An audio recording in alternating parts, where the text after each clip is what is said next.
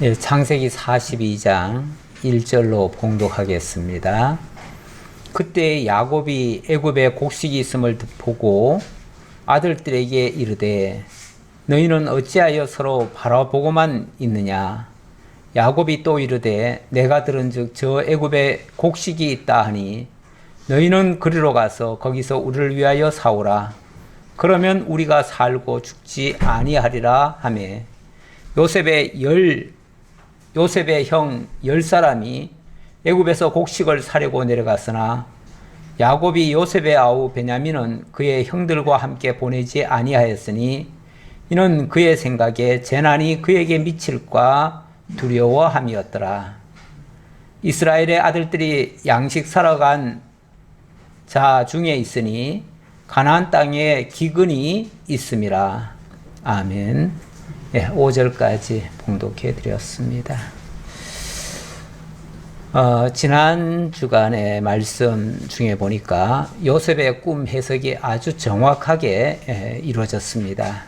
7년 풍년 후에 7년 흉년이 시작되었기 때문입니다. 일반적으로 풍년이 연속해서 계속 이루어지면요, 사람들은 흥청망청 먹고 마시고 즐기기에 바쁩니다.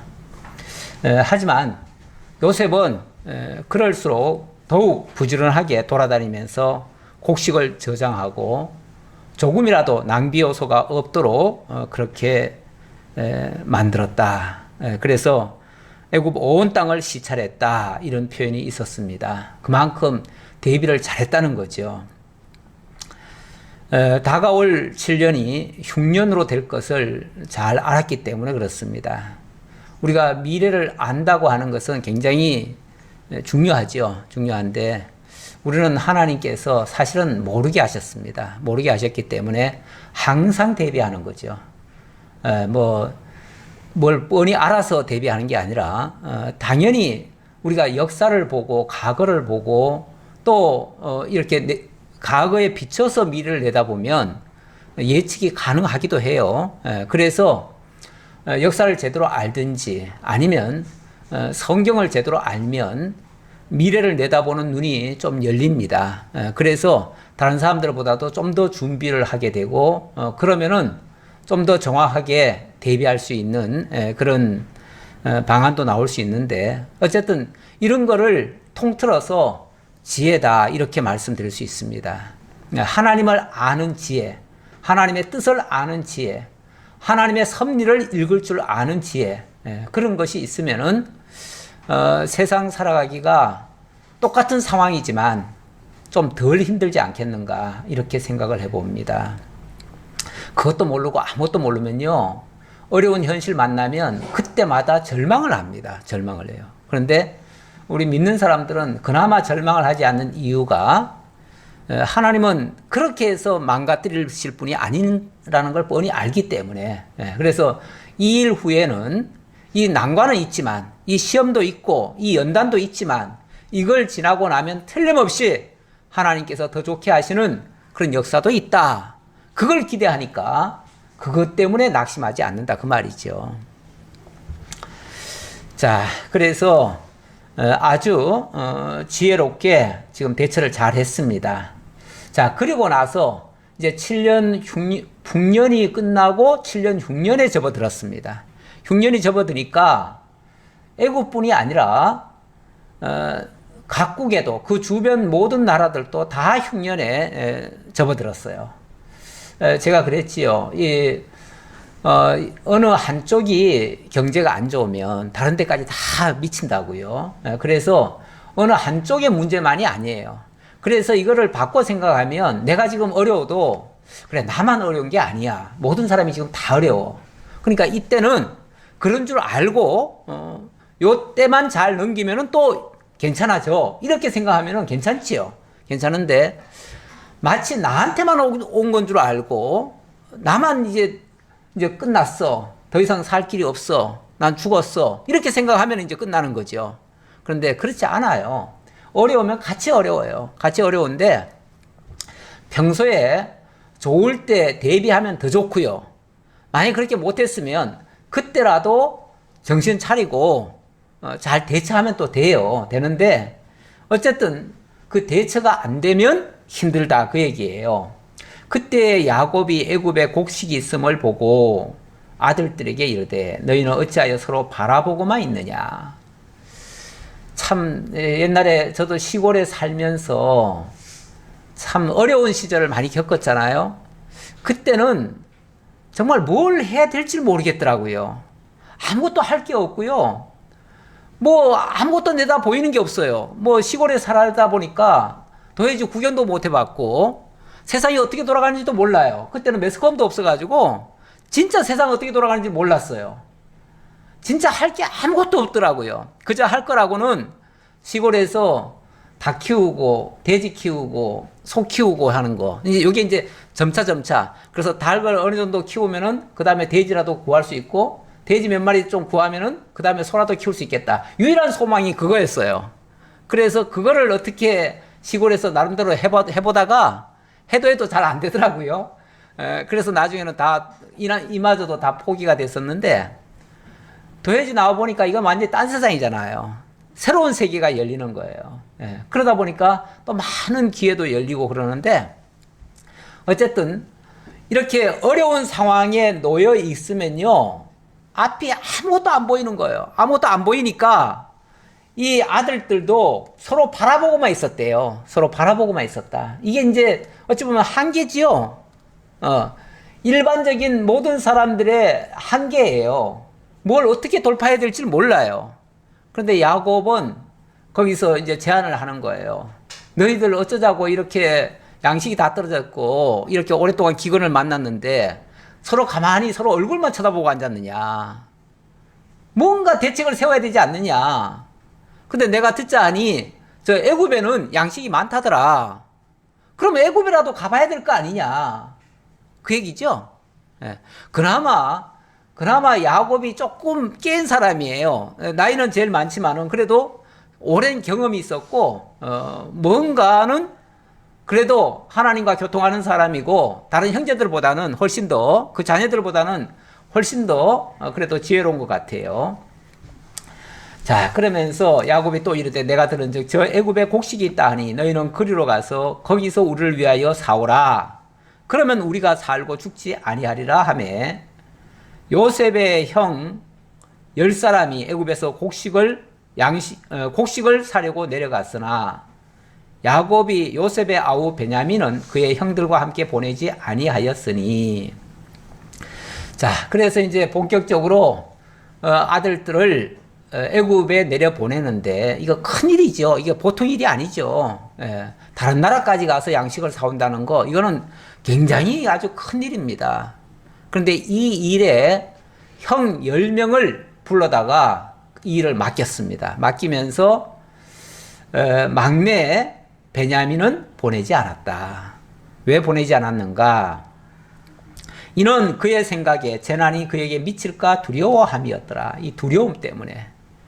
왜냐하면 형제들 가운데서 유일하게 막내가 어찌 보면 하나가 남았는데 그 막내 바로 위가 지금 요셉이거든요. 근데 요셉을 어려서 잃었잖아요.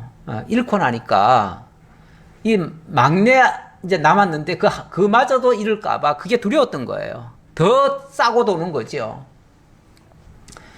야곱은 라헬을 사랑했다고 그랬습니다. 그 아내들 중에서도 특히 라헬을 특별히 더 사랑했는데 그 라헬이 정말 자식을 못 낳고 못 낳다가 온갖 방법 다 동원했다가 마지막에 딱 둘을 낳았는데 그것도 요셉과 베냐민 둘을 낳았는데 베냐민은 낳다가 또 죽었어요. 그러니 아버지 입장에서는 그 아들들이 특히 더 아주 애달파요. 그래서 요셉도 끼고 돌다가 그만 잃어버렸어요. 그러니까 더더욱 베냐민을 더 끼고 있는 거죠. 그래서 어떤 경우에도 베냐민은 위험한 곳으로 보내지 않는다라는 것이 어찌 보면 철칙이 돼버렸어요.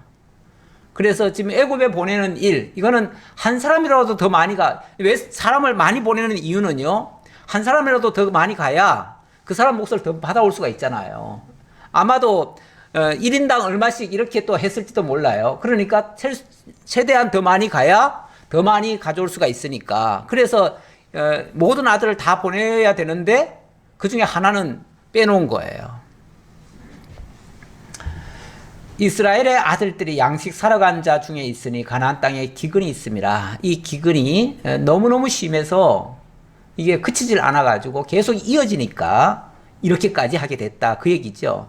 6절입니다. 때에 요셉이 나라의 총리로서 그 땅 모든 백성에게 곡식을 팔더니 요셉의 형들이 와서 그 앞에서 땅에 엎드려 절하매 요셉이 보고 형들인 줄을 아나 모르는 채 하고 엄한 소리로 그들에게 말하여 이르되 너희가 어디서 왔느냐? 그들이 이르되 곡물을 사려고 가나안에서 왔나이다. 이제 지난번에 요셉이 그 곡물을 직접 자기가 다 팔겠다. 그러면서 필요한 사람은 다 내게로 오라. 이런 식으로 명령을 했어요. 그러다 보니까 곡식을 사러 오는 사람들마다 전부 다 일단은 요셉을 거쳐야 돼요. 요셉을 거치지 않으면 팔 수가 없어요. 그렇게 한 이유 중에 하나는 나중에 틀림없이 가나안 땅에서도 올 거다라고 하는 어떤 그걸 가지고 있었기 때문에 그래요. 그래서 그때 가나안 땅에서 만약에 이 형제들이 오게 되어지면 그때 그들을 알기 위해서 자기를 거치도록 그렇게 만들었는데 마침 가나안 땅에서 이 형제들이 온 거예요. 그래서 너희들은 어디서 왔느냐 하니까 가나안 땅에서 곡물 사러 왔습니다 라고 하는 거예요. 당연히 요셉은 알지요. 알지만은 모르는 채 하고 그 형제들은 오자마자 무조건 머리를 숙여야 되니까 엎드려야 되니까 그 총리가 누군지 알 수가 없죠. 총리 얼굴은 보지도 못해요 원래. 자, 9절입니다. 요셉이 그들에게 대하여 꾼 꿈을 생각하고 그들에게 이르되 너희는 정탐꾼들이니라. 이 나라의 틈을 엿보려고 왔느니라. 다짜고짜 그들을 보자 말자 저놈들은 오늘날로 말하면 간첩이다. 저놈들은 우리나라를 엿보려고 왔다. 아니 가나안 땅에서 양식 구하러 왔다는데 갑자기 이 정탐꾼이라는 누명을 확 씌워버려요. 씌워버리니까 그 사람들은 아주 어이가 없지요. 어이가 없고 그럴 리가 없습니다. 당연히 변명을 하지요. 그래서 10절 그들이 그에게 이르되 내 주여 아니니이다. 당신의 종들은 곡물을 사러 왔나이다. 그런데 너희들 정탐꾼 맞다. 그러니까 변명하기 시작합니다. 어떻게 해서든지 정탐꾼이 아니라는 걸 설명해야 될 거 아니에요? 그러면 말을 많이 하게 돼요. 근데 말을 많이 하다 보면 뭔가 꼬투리가 걸리죠. 말을 많이 하면요. 뭔가 잘못된 게 분명히 나옵니다. 걸릴 만한 게 나와요. 그래서 일단은 정탐꾼으로 몰아가는 거죠. 그러면은 이제 술술 다 얘기하게 돼 있어요. 그래서 이런 거 아는 사람들은 그 범인들 가운데 그 치조할 때 보면은 뭐 자백하라고 뭘 요구해도 묵비권을 행사하죠. 나는 말 못합니다. 말하면 내 입에서 뭐가 나올지 모르니까 뭐가 나올지 모르니까 그래서 아예 묵비권이 제일 상책이에요. 그래서 할 수만 있으면 묵비권 하는 게 그래서 그걸 잘 아는 법을 잘 아는 사람들은 일부러 묵비권을 하지요. 그런데 이제 뭐 정탐꾼으로 몰아버리니까 이게 뭐 다른 거면은 그냥 넘어갈 수가 있죠. 근데 정탐꾼이라고 하니까 이걸 어떻게 쓴지 그 누명에서는 벗어나야 될 거 아니에요. 그러니까 자초적 얘기를 다 하는 거예요. 심지어는 가정사까지 얘기를 다 하는 거예요. 자기 변명 다 하려니까 가정사까지 얘기하는 거예요. 그러니까 무슨 얘기까지 하냐면 우리는 다 한 사람의 아들들로서 확실한 자들이니 신물이 확실하다 그 얘기죠. 당신의 종들은 정탐꾼이 아니니이다. 요셉이 그들에게 이르되 아니라 너희가 이 나라의 틈을 엿보러 왔느니라. 무조건 정탐꾼이라는 거예요. 무조건. 그러니까 그들이 이르되 당신의 종 우리들은 12형제로서 가나안 땅 한 사람의 아들들이라. 막내 아들은 오늘 아버지와 함께 있고 또 하나는 없어졌나이다. 술술술술 자기들 입으로 다 말합니다. 그러니까 요셉이 그들에게 이르되 내가 너희에게 이르기를 너희는 정탐꾼들이라 한 말이 이것이니라. 바로 요것 때문에 내가 너희들 정탐꾼이라고 한 거다. 무슨 말하면요, 그 말 꼬투리 잡아가지고 네가 이렇게 말했으니 네 정탐꾼 맞지 않느냐 이렇게 얘기를 하는 거예요. 이 말 하다 보면요, 뭔가 이렇게 꼬이는 게 있어요. 그리고 뭔가 연결이 안 되는 게 있어요. 그 연결 안 되는 걸 가지고 딱 집어내는 거죠. 다시 말하면 12형제가 있었습니다. 한 아버지의 아들로서 12형제가 있었습니다. 그런데 하나들은 지금 집에 있고 하나들은 없어졌나이다. 이 얘기를 했단 말이에요. 12이면 12이 와야 될 거 아니에요. 12이 와야 되는데 왜 10명만 왔느냐 라고 하니까 이렇게 변명을 한 거예요. 그것 때문에 내가 진짜 너희들을 못 믿겠다 그 얘기죠. 12이라면 12이 왔어야 되지 않느냐. 12이 안 오고 10명만 온 거는 틀림없이 이거는 거짓말이다. 이렇게 몰아가는 거죠. 자, 너희들이 거짓말을 분명히 하는데 이것이 거짓이 아니라는 걸 밝히려면 거기에 대한 증명을 해야 된다. 그 얘기죠. 그러면서 너희는 이같이 하여 너희의 진실함을 증명할 것이라. 바로의 생명으로 맹세하노니 너희 막내 아우가 여기 오지 아니하면 너희가 여기서 나가지 못하리라. 그러면서 너 지금 분명히 막내 아들 하나 있다고 했지? 그럼 그 막내 아들 데려와봐. 데려오면 내가 믿어주고 그렇지 않으면은 믿을 수 없어. 그거 거짓말이야. 이렇게 말하는 거지. 그러면서 너희 중 하나를 보내어 너희 아우를 데려오게 하고 너희는 갇혀 있으라. 내가 너희의 말을 시험하여 너희 중에 진실이 있는지 보리라. 바로의 생명으로 맹세하노니 그리하지 아니하면 너희는 과연 정탐꾼이라 하고 그들을 다 함께 3일을 가두었더라. 일단 너희들 다 가둬져 있어. 그리고 너희들 중에 한 사람이 가가지고 그 막내를 데려와. 그 말이죠. 그러면서 바로의 이름으로 내가 맹세한다. 이 얘기는 바로의 명은요, 한번 떨어지면은 돌이킬 수가 없습니다. 바꿀 수가 없어요. 그래서 그거는 누구든지 거기에 걸리면은 무조건 다 죽는 거예요. 그만큼 엄중하다는 걸 얘기하는 말이고요. 자, 일단 3일 동안 가둬놨습니다.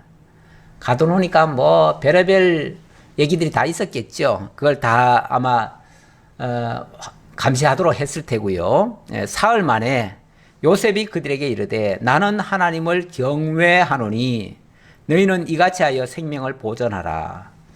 자, 일단 자비를 베푸는 듯 요셉이 그들에게 나도 하나님 경외하는 자다라고 얘기를 합니다. 원래 바로의 그 충신이 하나님을 경외한다는 말을 하기 어렵지요. 어려운 말인데 어쨌든 나도 너희들을 이해한다. 이제 그런 측면에서 얘기하는 표현이겠죠. 왜냐하면 사람들은요, 이 적대감을 가진 채로 얘기를 하면요, 그 말을 듣지 않습니다. 원래 듣기가 힘들어요. 그런데 나는 너 편이야. 나는 너 이해해. 나도 너를 심정적으로는 동조해. 이렇게 이제 접근을 해오면은 술술술술 다 풀어내게 돼 있어요. 그래서 나도 하나님 경외하는 사람이다. 그러니 너희들이 하나님 경외한다는 것을 만약에 증명만 한다면 내가 믿어주겠다. 그 얘기죠. 그러면서 나는 하나님을 경외하노니 너희는 이같이 하여 생명을 보존하라. 너희가 이렇게만 한다면은 내가 너희들의 생명을 보존해 주겠다. 책임져 주겠다. 조금도 해함을 받지 않도록 하겠다. 이제 이런 보장이죠.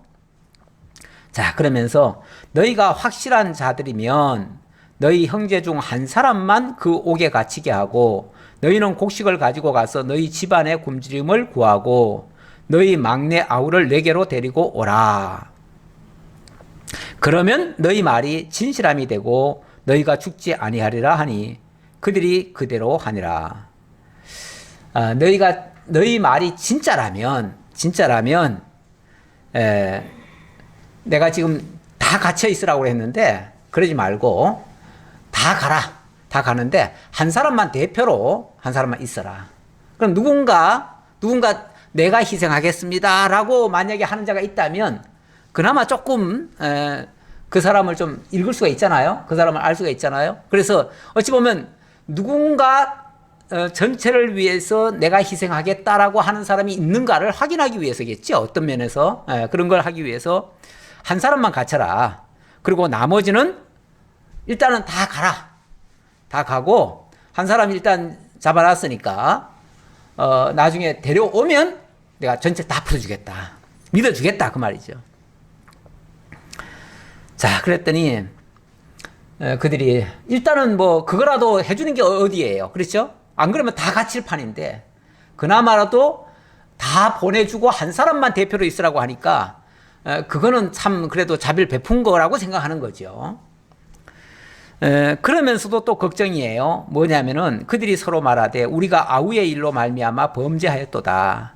그가 우리에게 애걸할 때에 그 마음의 괴로움을 보고도 듣지 아니하였으므로 이 괴로움이 우리에게 임하도다. 일종의 후회하는 장면이죠. 그때 그 요셉을 우리가 하는 바람에 그렇게 팔아먹는 바람에 우리가 지금 이 고통을 받게 됐구나. 사람들은 무슨 일이 잘못되면 그것 때문이다라고 하는 생각을 갖게 되죠. 누구든지 그런 생각을 갖게 돼요. 사실 그런 생각을 갖고 진심으로 뉘우치고 진심으로 회개한다면 뭐 나쁜 게 아니죠. 그렇게 하는 자체가 잘못된 건 아니에요. 그렇게 뉘우치고 그렇게 하는 건 매우 좋습니다. 그런데 그러면서도 또 다른 쪽으로 빠져나가려고 하면 이제 문제가 되는 거죠. 이제 자기네들끼리 얘기하는 거예요. 이거는 뭐 딴 사람은 안 들을 거다. 왜냐하면 이 가나안 방언으로 얘기를 하거든요. 히브리어로 지금 얘기를 하고 있거든요. 그러니까 아마 이 애굽 사람들은 못 들을 거다 하고 자기들끼리 하는 말이에요. 그런데 딴 사람은 못 들어도 요셉은 듣죠. 요셉은 이 말을 듣고 있죠. 루벤이 그들에게 대답하여 이르되 내가 너희에게 그 아이에 대하여 죄를 짓지 말라고 하지 아니하였더냐. 그래도 너희가 듣지 아니하였느니라. 그러므로 그의 핏값을 치르게 되었도다 하니. 그런데 또 루벤은 거기다 대고 또 그때 내가 죽이지 말자고 하지 않았느냐. 그때 내가 그러지 말자고 했는데 왜 너희들이 결국은 죽게 만들어가지고 이렇게. 이 루벤은 사실은 죽었다고 생각했거든요. 그랬으니까 이제 그 원망을 하는 거죠. 아마 다른 형제들은 죽은 건 아니고 팔아먹었다라고 하는 걸 알 거예요. 그런데 이 루벤은 일부러 그때 좀 구해주려고 잠깐 피해 있었어요. 피해 있다가 뒤늦게 와가지고 구해주려고 보니까 없는 거예요. 그리고는 피투성이 된 옷만 다른 형제들이 가지고 있으니까 아 진짜 죽었구나. 나는 어떡하지 그때 그러면서 막 탄식을 한 적이 있었어요. 어쨌든 루벤은 그나마 이 요셉을 구하려고 했던 사람 중에 하나예요. 그러다 보니까 아무래도 너들이 그랬지 않느냐 하고서 좀 원망스러운 게 있었던 것 같아요. 근데 어쨌든 사람들은 이게 원망은 쉽습니다. 누구든지 원망은 쉬운데 원망은 사실은 소용이 없어요. 원망해가지고는 해결이 되는 게 아니에요. 그들 사이에 통역을 세웠으므로 그들은 요셉이 듣는 줄을 알지 못하였더라. 요셉이 그들을 떠나가서 울고 다시 돌아와서 그들과 말하다가 그들 중에서 시몬을 끌어내어 그들의 눈앞에서 결박하고. 요셉은 이 소리를 다 들었잖아요. 다 들으니까 속에서 막 터져나오는 그 격정이 있지요. 그러니까 이걸 주체를 못하니까 일단은 뒤로 갔어요. 가가지고 거기서 펑펑 운 겁니다. 울고는, 그리고는 이제 아무 일 없는 것 척하고 와가지고는 일단은 이제 시몬을 끌어냈죠. 글쎄 모르겠어요. 이 시몬이 그 당시에 이 요셉을 팔아먹는데 앞장을 섰는지 어쨌는지 모르겠어요. 지난번에 그 표현해 봐서는 유다가 그렇게 한 것 같은 느낌인데 시몬도 같이 했는지 모르겠어요. 어쨌든 시몬을 끌어내서 눈앞에서 결박을 했다네요. 일단 루벤은 어찌 보면 그때 요셉을 건져주려고 했던 사람이잖아요. 살려주려고 했던 사람이라는 거 요셉은 잘 알잖아요. 그렇죠? 그러니까 누가 자기를 풀어주려고 하고 누가 자기를 해치려고 했는지를 잘 알 거예요. 요셉은 잘 알기 때문에, 그래서 아마 시므온이 그 대표격이다 생각해서 아마 시므온을 결박을 했는지 모르겠어요. 어쨌든 대표로 하나를 끌어내 가지고 결박을 했습니다. 그래 놓고 명하여 곡물을 그 그릇에 채우게 하고 각 사람의 돈은 그의 자루에 도로 넣게 하고 또 길 양식을 그들에게 주게 하니 그대로 행하였더라. 일단은 너희들은 다 가라. 다 가고 내가 한 사람 붙잡아 놓겠다. 그러면서 왜 붙잡아 놨는지 모르지만, 한 사람은 왜 붙잡아 놨는지 모르지만 어쨌든 시몬을 붙잡아 놨어요. 그리고 나머지에게는 곡식을 원하는 만큼 다 줬어요.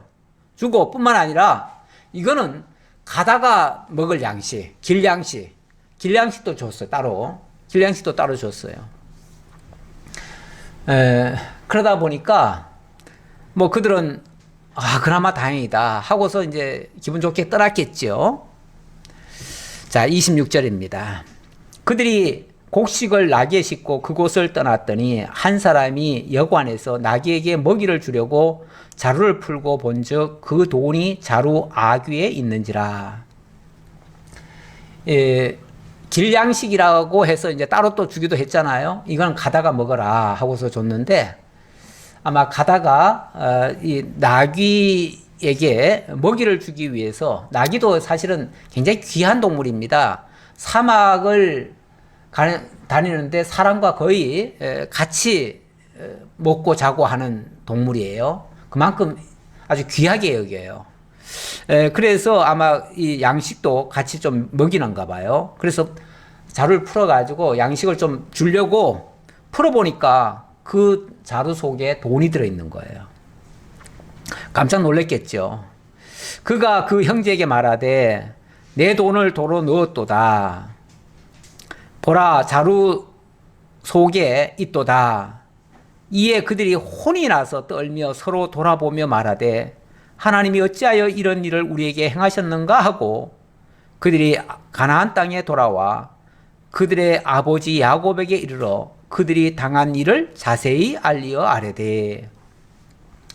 일단은 그 자루에 돈이 도로 들어있는 걸 보고 완전히 혼이 나갔대요.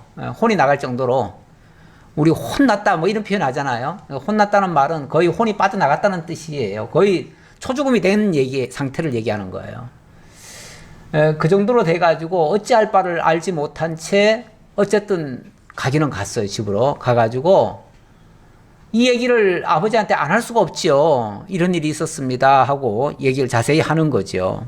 하는데 30절, 그 땅의 주인인 그 사람이 엄하게 우리에게 말씀하고 우리를 그 땅에 대한 정탐꾼으로 여김으로 우리가 그에게 이르되 우리는 확실한 자들이요 정탐꾼이 아니니이다. 우리를 다짜고짜 정탐꾼으로 모으는데 우리가 아니라고 아무리 발버둥 쳐도 안 믿어줍니다. 이런 식이죠.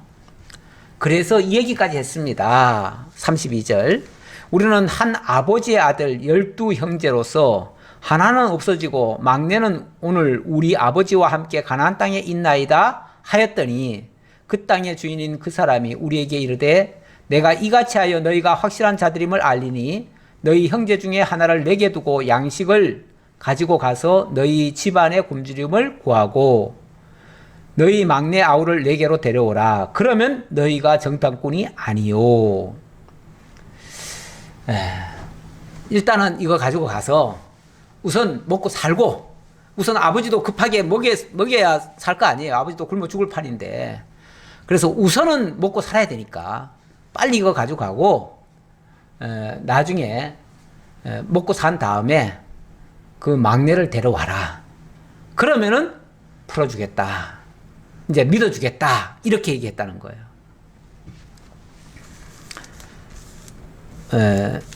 그러면 너희가 정탐꾼이 아니요 확실한 자들임을 내가 알고 너희 형제를 너희에게 돌리리니 너희가 이 나라에서 무역하리라 하더이다 하고 각기 자루를 쏟고 본즉 각 사람의 돈 뭉치가 그 자루 속에 있는지라. 자, 그 말을 하고 각각 이제 양식을 이제 풀어올 거 아니에요. 풀어보니까 이게 웬일입니까? 자루마다 다 들어있네요. 자루마다 다 들어있어요. 그러니까 처음에 하나 열어본 거는 이제 길양식만 열어봤겠죠. 그랬는데 나중에 각자 와가지고 더 열어보니까 전부 다 들어있는 거예요. 야, 이거 무슨 함정에 걸렸다. 이런 생각이 들지요. 누구든지 함정에 걸렸다. 그래서 그들과 그들의 아버지가 돈 뭉치를 보고 다 두려워하더니 큰일 났다. 우린 죽었다. 이거 함정에 걸렸다. 이거 이제 빼도 박도 못하고 우리는 이제 이 죄값을 다 받게 생겼다. 이제 이렇게 생각이 드는 거죠. 그들의 아버지 야곱이 그들에게 이르되 너희가 나에게 내 자식들을 잃게 하도다. 요셉도 없어졌고 시므온도 없어졌거늘 베냐민을 또 빼앗아 가고자 하니 이는 다 나를 해롭게 함이로다. 아이고, 너희들이 결국은 나를 또 힘들게 만드는구나. 이미 요셉을 잃었고 이제 시므온도 거기 지금 뺏긴 거잖아요. 시므온도 잃었다고 생각하는 거죠. 왜냐하면 그 한 사람을 희생시켜 가지고 결국 우리가 살았으니까 결국은 이제 시므온도 잃었다고 생각하는 거죠. 그런데다가 이제 베냐민까지 또 데려오라고 하니 결국 베냐민까지 지금 결국은 없애려고 하는 작당들 아니냐, 이제 그런 뜻이죠.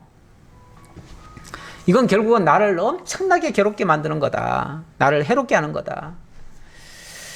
자, 그랬더니 르우벤이 그의 아버지에게 말하여 이르되 내가 그를 아버지께로 데리고 오지 아니하거든 내 두 아들을 죽이소서. 그를 내 손에 맡기소서. 내가 그를 아버지께로 데리고 돌아오리이다. 자기 자식을 만약에 못 데려오면 내 자식을 죽이십시오 라고 할 정도로 그만큼 마음은 알겠는데, 그렇죠? 마음은 이해가 되는데 자기 자식을 그런 식으로 또 맡기는 것도 옳은 건 아니죠. 옳은 건 아니지만 어쨌든 르우벤은 처음에 요셉도 죽이지 않으려고 했었고요. 지금도 어쨌든 내가 책임지겠습니다 라고 하는 그 어떤 책임감은 있나 봐요. 그래도 맏아들은 좀 다른가 봐. 맏아들은 원래 약간 그런 좀 책임감이 조금 더 남다를 수도 있긴 있어요. 일반적으로 보면. 근데 이게 꼭 그렇다는 얘기는 아닌데 어쨌든 르우벤이 그렇게 말을 했네요. 야곱이 이르되 내 아들은 너희와 함께 내려가지 못하리니 그의 형은 죽고 그만 남았습니다. 그런데 야곱이 단호합니다. 안 돼. 갈 수 없어. 이 막내는 보낼 수가 없어. 이제 나의 어찌 보면 유일한 소망은 이 막내 하나밖에 없어. 이제 어찌 보면 이 야곱의 생각 속에 물론 다른 아들도 귀하긴 귀했겠죠. 그러나 그 귀함의 비중이 이 막내하고는 비교가 안 됐을 거예요. 그 라헬을 사랑한 것도 있었지만 그 애틋하게 정말 젖먹이 때 죽은 거 아니에요? 젖먹이 때 죽은 그 아들을 어떻게 내가 놓을 수가 있느냐 이렇게 생각하는 거죠. 그래서 단호하게 내려가지 못한다 라고 그냥 단호하게 거절을 합니다. 그의 형은 죽고 이제 내려가지 못하는 이유가 그의 형은 죽고 그만 남았습니다. 만일 너희가 가는 길에서 재앙이 그에게 미치면 너희가 내 흰머리를 슬퍼하며 서울로 내려가게 함이 되리라. 만약에 이 아이가 데려가다가 조금이라도 잘못되면 그러면 나는 절망해서 결국은 그 길로 죽을 것이고 그렇게 되면 이제 영영 이제 나는 끝이다. 영영 끝이다. 이렇게 얘기하는 거죠. 참 이것 때문에 쉽게 말하면은 야곱이 이 베냐민 제일 귀하게 여기는 이 베냐민을 지금 손에 꼭 쥐고 있는 거예요. 이걸 못 놔요. 이거 못 놓는 것 때문에 고통이 또 계속 이어지죠. 예. 우리가 뭔가를 놔야 되는데 놓지 못할 때 고통은 계속 지속이 될 수가 있습니다. 우리가 고통이라고 하는 게 사실은 우리가 생각을 좀 바꾼다든지 좀 제대로 된 파악을 다시 하게 되어지면 그게 고통이 아닐 수도 있거든요. 그런데 이거를 내 생각을 안 바꾸고 내 행동을 옮기지 못하면요, 이 고통이 계속 지속될 수가 있어요. 그 고통이, 그러니까 현재 내가 만약에 고통이 있다 하는 것은 뭔가가 이게 지금 제대로 해석이 안 됐거나 거기에 대한 올바른 대처를 못했을 가능성도 있어요. 그러니까 나는 너무 힘들어, 너무 고통스러워, 이것만 자꾸 얘기할 게 아니라 무엇 때문인지를 좀 찾아봐야 되는 거죠. 그래서 그거에 대한 근본적인 뭔가를 바꿔야 문제가 해결되는데 그걸 안 바꾸면 사실 해결이 안 됩니다. 안 돼요. 그리고 그 고통은 계속 지속이 됩니다. 이 고통을 사실은 우리가 빨리 좀 해소하려면 해석을 좀 잘해야 될 것 같아요. 어쨌든 야곱도 이 막내를 못 놓는 바람에 그 고통이 많이 지속이 됐습니다. 많이 지속이 됐는데 이 흉년이라고 하는 게 지금 한두 해 하고 끝날 일이 아니었어요. 이게 무려 7년을 가는 일이에요. 7년을. 지금 우리도 어찌 보면 같은 건 아니지만 지금 코로나 때문에, 전 세계적인 코로나 팬데믹 때문에 지금 엄청나게 지금 고통을 당하고 있습니다. 이게 지금 엄청나게 고통을 당하고 있는데 지금 기껏해야 지금 2년째예요. 2년째죠? 근데 만약의 경우 이게 앞으로 7년까지 갈 거다라고 생각하면 아이고 여기서 절망하고 아유 난 그 전에 빨리 가야지 그러실 분도 있을지 모르겠어요. 그러면 나는 이제 슬퍼하며 스월로 내려가리라 하는 사람이 있을지도 모르겠어요. 예. 그런데 뭔가 우리 생각이 바뀌지 않으면, 우리의 어떤 해석이 바르게 떨어지지 않으면은 어쩌면 이 고통이 7년이 계속 갈 수도 있을지 몰라요. 혹시 이런 거는 정말 참 기분 나빠서 이런 소리 안 했으면 좋겠죠. 그렇죠? 이런 소리 하면은 괜히 말이 씨가 될 수도 있으니까. 그래서 이런 소리는 목사 입에서 안 나오면 좋은데 어차피 이 성경에 있는 내용이 그런 쪽이다 보니까 어쨌든 이거는 포기할 건 빨리 포기해야 된다라는 걸 얘기하려다 보니까 제가 이 얘기를 하게 됐습니다. 그리고 이제 오늘 현실과 우리가 현실을 얘기를 안 하면 전혀 이건 딴 얘기인 줄 알아요. 전혀 딴 얘기인 줄 아는데 사실은 성경에 나오는 얘기들이 어떤 면에서 오늘 우리와 무관한 것들만은 아니에요. 다 관련이 있어요. 어찌 보면 다 연관성이 있어요. 그래서 우리가 좀 더 이해를 빠르게 하기 위해서 현실적인 얘기도 제가 해드리는 거죠. 가끔씩은 해드리는 건데, 자, 어쨌든 그 땅에 기근이 심하고 그들이 애굽에서 가져온 곡식을 다 먹음에 그 아버지가 그들에게 이르되 다시 가서 우리를 위하여 양식을 조금 사오라. 미안하니까 조금만 사오라네요. 근데 그리고 또 사람들이 좀 세월이 지나면은 이제 조금 있으면 다 풀릴 거야, 이런 생각도 하지요. 그러니까 조금만 더 사오면 될 거야 아마. 왜냐하면 또 내년이면은 새롭게 또 되겠지. 원래 또 농사 짓는 분들은 원래는 이렇게 흉년이지만 또 내년 가면 또 풍년 될 수 있어, 이런 데 기대가 있잖아요. 그러다 보니까 조금만 사와라, 그때까지 견딜 만큼만 사와라, 이제 그 얘기겠죠. 근데 이것도 그렇지 않습니다. 그렇지 않을 수도 있어요. 그래서 우리는 대비라는 게 필요해요.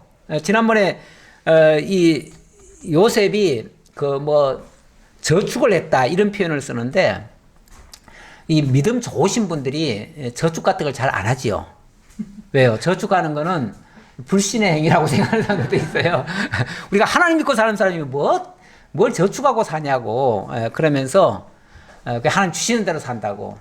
물론 일면은 그게 참 믿음 좋은 소리 같기는 한데 우리 하나님께서 정말 좋은 때도 있고 나쁜 때도 있어요. 그러면은 그 나쁜 때를 이겨내려면 저축이라는 게 필요한 거예요. 그게 저축이라는 게 불필요한 걸 하나님이 만들어 놓고 우리 시험하는 게 아니에요. 예. 원래 여유가 있을 때는 좀 저축을 하고 또 어려울 때는 그 저축한 걸로 쓰고 이러면은 이럴 때도 힘들지 않고 저럴 때도 힘들지 않은 거죠. 그런데 있을 때는 하나님 주셨으니까 풍성하게 누린다 그냥 막 쓰고 없으면은 막 하나님 앞에 막 떼써가지고 어떻게 되게 해달라고 자꾸 얘기하면 뭔가 이게 방향이 조금 빗나간 거지요. 예. 조금 생각을 조금 달리 할 필요가 있어요. 하나님이 다 저축도 하게 하셨어요. 예. 다 불필요한 게 아니에요. 다 필요한 거예요. 자, 어쨌든 야곱의 생각에는 조금만 우리가 더 견디면 이거 없어질 거다라고 생각했는데 그래서 조금만 사오라 그랬는데 유다가 아버지에게 말하여 이르되 그 사람이 우리에게 엄히 경고하여 이르되 너희 아우가 너희와 함께 오지 아니하면 너희가 내 얼굴을 보지 못하리라 하였으니 유다가 이럴 때 또 한마디 나서네요. 나서가지고 하는 말이 그 사람의 말이 너무 엄중했습니다. 너무 엄중해서 만약에 막내 아들 안 들어오면 아예 우리 얼굴 볼 생각도 하지 말아라 라고 했다는 거예요. 그러니 그 막내 안 데리고 가면 우리 가봤자 소용없어요. 그 얘기죠. 가봤자 만나주지도 않을 거고 만나주지 않으면 우리는 그냥 그 시몬은 그냥 간첩으로서 거기서 그냥 옥살이 할 것이고 우리는 양식 사올 수도 없습니다. 이렇게 얘기하는 거죠.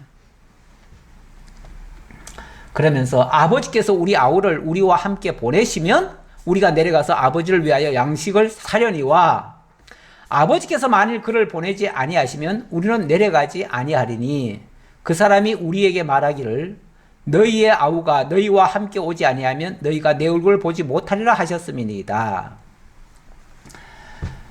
예. 만약에 이 동생 베냐민 안 데려가면 우리 가나 마나 소용없습니다. 안 됩니다. 그러니 만약에 동생을 안 준다면 안 보내준다면 우리 또 못 갑니다. 안 가겠습니다. 이렇게 단호하게 얘기해버리네요. 그러니 어떻게 해요? 당장 굶어 죽게 생겼고 안 보내면 다 죽는 거예요. 안 보내면 다 죽는 거죠 뭐. 그러니 다 죽을 바에는 하나를 또 희생해야지 어떻게 하겠어요. 네. 그래서 6절에 이스라엘이 이르되 너희가 어찌하여 너희에게 또 다른 아우가 있다고 그 사람에게 말하여 나를 이렇게 하였느냐. 이게 뭐 일이 안 되면요 원망거리밖에 안 나와요. 다 핑계거리, 원망거리, 누구 탓. 예, 누구 탓. 왜 그 소리는 해가지고 그 소리 안 했으면 예, 그럼 괜찮았을까요? 뻔히 다 하는 걸? 그 소리 나올 때까지 아마 그 압박을 했을 텐데 안 하고는 못 베기죠. 우리가 하나님 앞에 자백 안 하고는 못 베기잖아요. 그렇죠? 자백 안 하고는 못 베겨요. 다 드러낼 수밖에 없어요. 사실은 다 드러나야 돼요. 그래야 오히려 홀가분하고요. 그리고 포기할 건 빨리 포기해야 돼요. 우리가 쓸데없는 고집 피우면요. 고집 피우는 만큼 더 힘들어요. 그만큼 기간만 연장될 거예요. 그러니까 내가 힘들다는 거는 뭔가 지금 고집 피우고 있다는 증거일 수도 있어요. 자, 그랬더니 그들이 이르되 그 사람이 우리와 우리의 친족에 대하여 자세히 질문하여 이르기를 너희 아버지가 아직 살아 계시느냐? 너희에게 아우가 있느냐? 하기로 그 묻는 말에 따라 그에게 대답한 것이니 그가 너희의 아우를 데리고 내려오라 할 줄을 우리가 어찌 알았으리까? 우리가 어찌 알았을까? 그렇죠. 우리가 그렇게까지 말할 줄을 누가 알았겠습니까?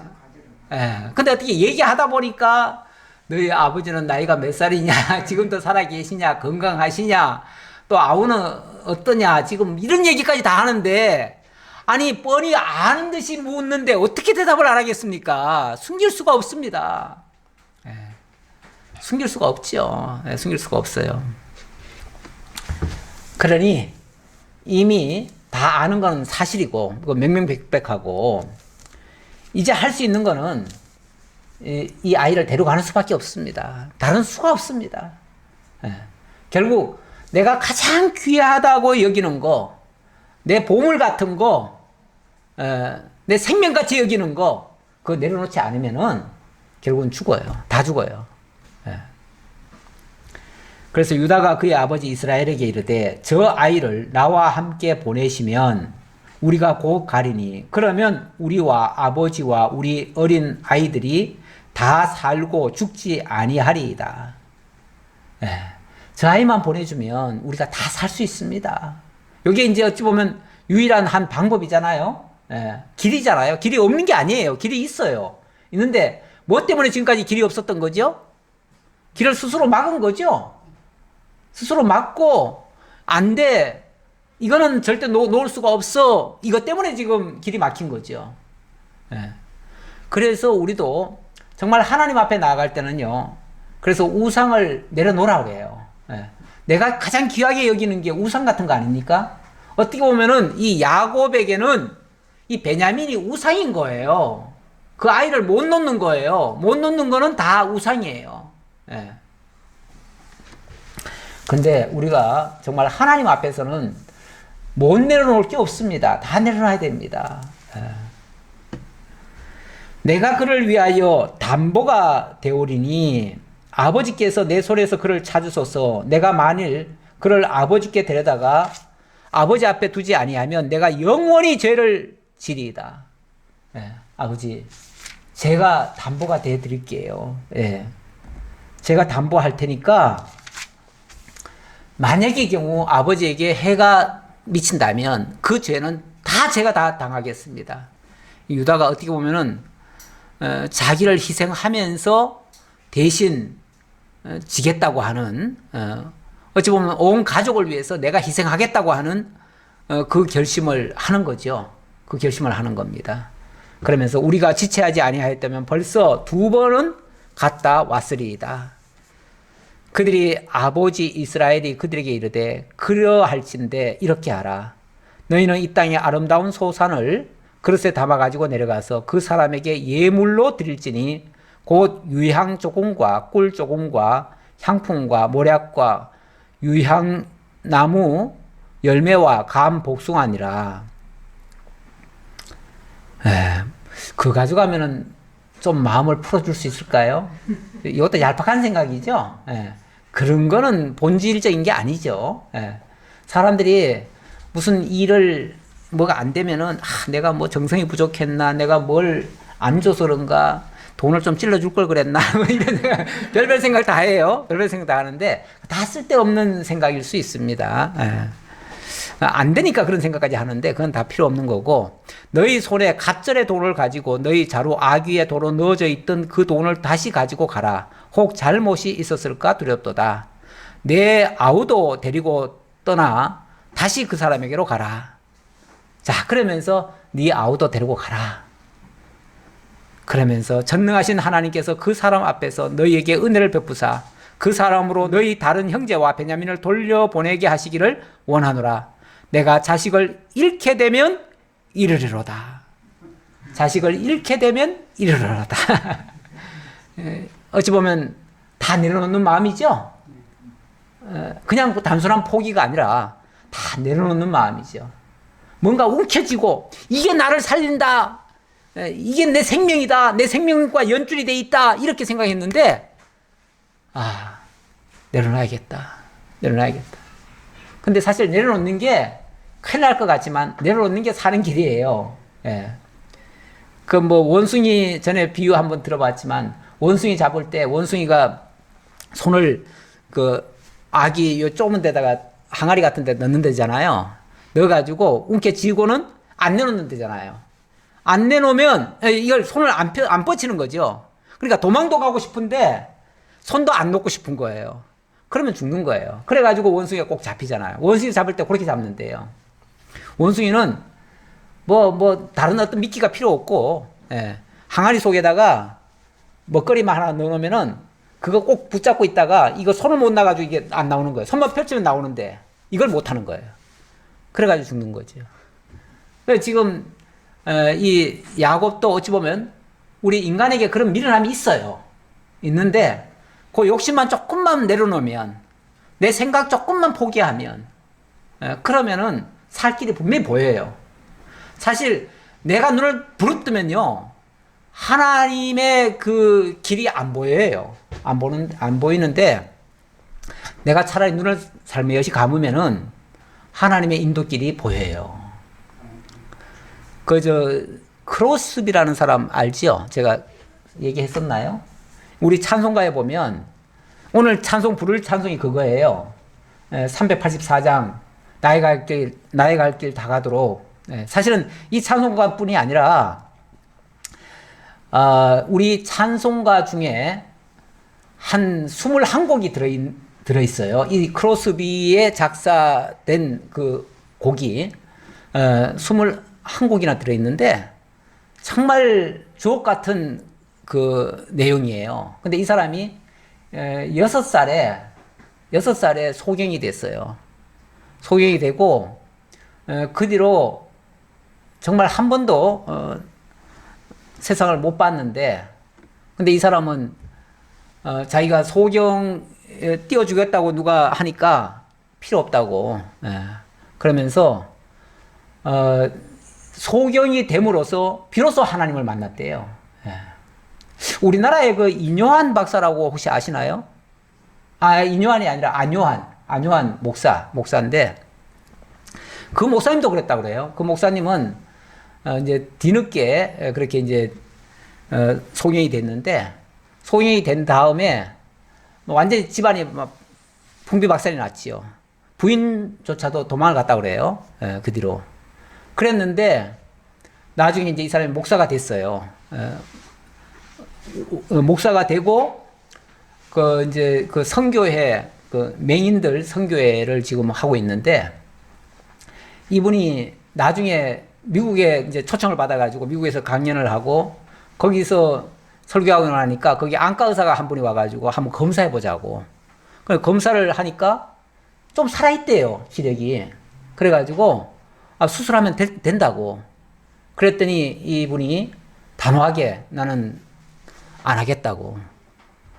내가 눈을 뻔히 뜨고 있을 때는 목사 아들인데, 원래 목사 아들인데 하나님도 모르고 하나님 알 생각도 안 했고 완전히 개판으로 살았는데, 내가 소경이 된 다음에 하나님을 만났다. 그런데 소경 된 다음에 하나님을 만난 하나님을 왜 내가 다시 하나님 모를 때 그때로 돌아가겠느냐. 그러면서 자기는 거부하고 그냥 지금도 맹인들 위한, 그래서 맹인들 위해서 목회를 하는데 맹인들 중에서 많은 사람들을 하나님께로 인도하는 그런 사람이 됐죠. 이 크로스비도 그런 사람이에요. 얼마나 정말 그래서 자기는 다시 눈이 뜨고 싶지 않대요.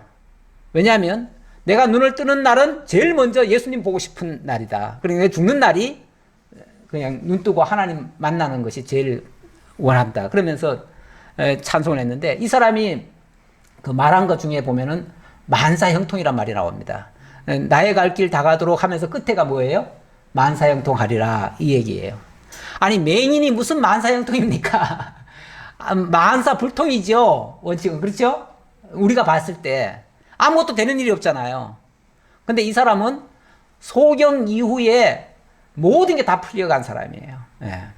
이 사람 그 찬송가 한 거 제가 몇 곡 좀 적어놨는데요. 보니까 찬양하라 복되신 구세주 예수, 찬송으로 보답할 수 없는 주 어느 때 다시 오실런지, 주가 맡긴 모든 역사, 너희 이제 흉악하나 인내하신 구세주여, 예수를 나의 구주 삼고 나의 생명 되신 주, 나의 갈 길 다 가도록 오 놀라운 구세주. 뭐 이거 말고도 많아요. 다 못 외우겠는데, 다 못 읽겠는데, 이렇게 정말 우리들이 익히 알고 많이 부르는 찬양이잖아요. 이거를 그 소경이 하나님과 기도하면서 하나님과 교통하면서 기록한 시들이에요. 일평생 한 9,000곡을 썼다고 그래요. 9,000곡을 썼는데 우리 찬송가에도 한 20곡이 들어와 있는 거죠.